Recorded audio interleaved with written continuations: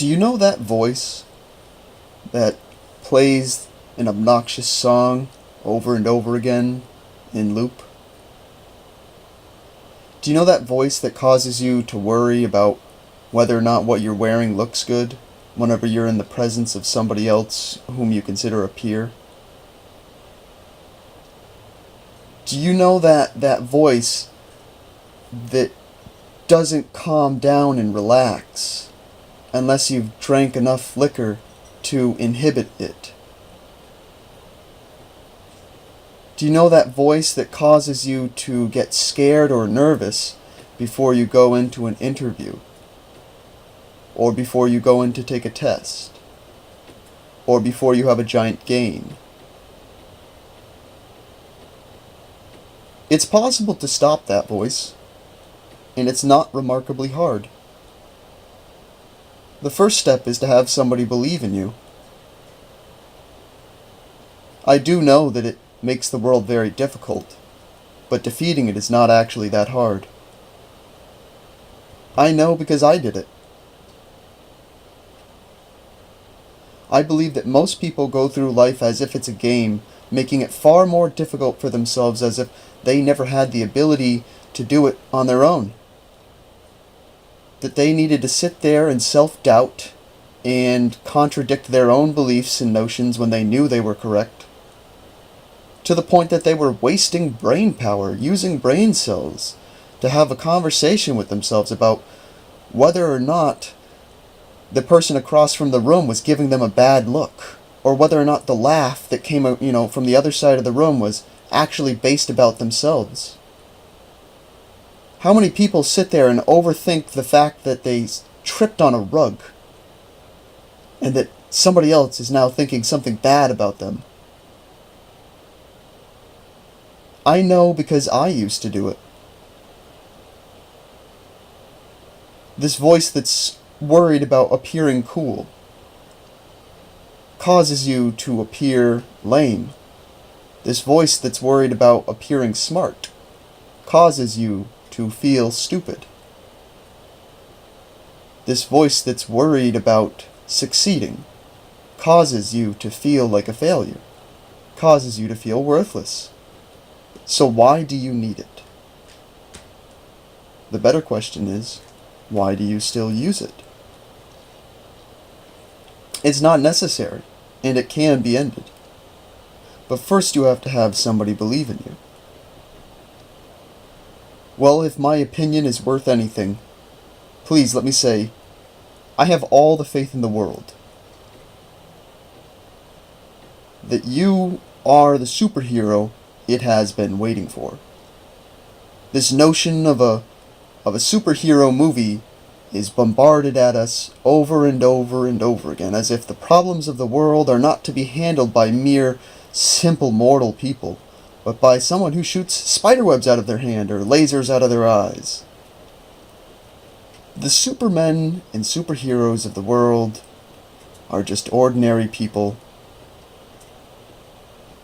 who have been demoralized, attacked, and pushed until they can bear it no longer. The supermen of the world are you and me, and nobody else but us is going to change the way things are. So if you've ever had that notion that something's wrong, that life has that slight flavor of slavery, that you're not being told the whole truth when you turn on the television, why is it that nobody talks about legal bribery called lobbying? There's something very wrong with this world, and I have a little piece of information that will forever damn anybody who says otherwise. Genetically modified foods cause infertility. Another word for that is sterility. And if we really begin to think about it, genocide. Yes, genetically modified organisms that are built to withstand Roundup and insecticide cause genocide, because the populations who eat them can no longer have children. The population of people that are being genocided, I think, are a very good people, and the crimes being perpetrated against them go on simply because these good people have never had anybody believe in them. They've never had anybody show them the way, show them the answers that they need to quickly and efficiently change the entire world in just a few decades. In just a few years. First, it requires you to believe that you can actually do this. First, it requires you to become uninhibited by that voice.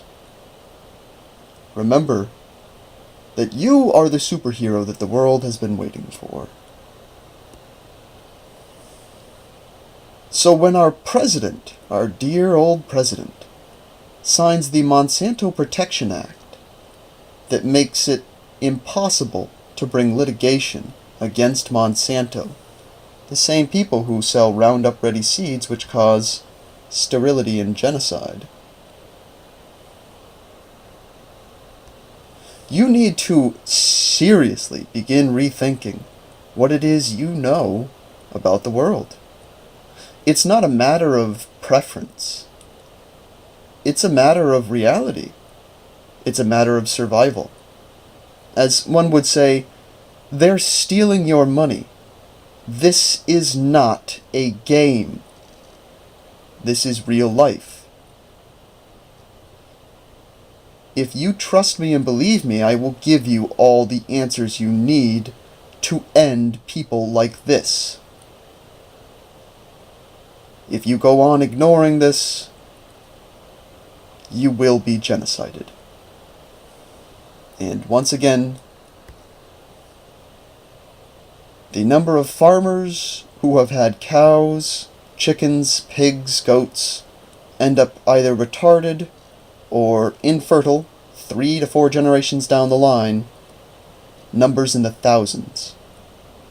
The number of tests that show that rats, hamsters, and guinea pigs are becoming infertile should be enough canaries in the coal mine that something is very, very wrong. And when our president signs a bill that says the company which produces this genocide, I don't need to go any further, you understand. My goal is to change the world. Do not expect that some hero is going to come along and do this for you. The only thing that will happen is somebody comes along and believes in you until you actually believe in yourself.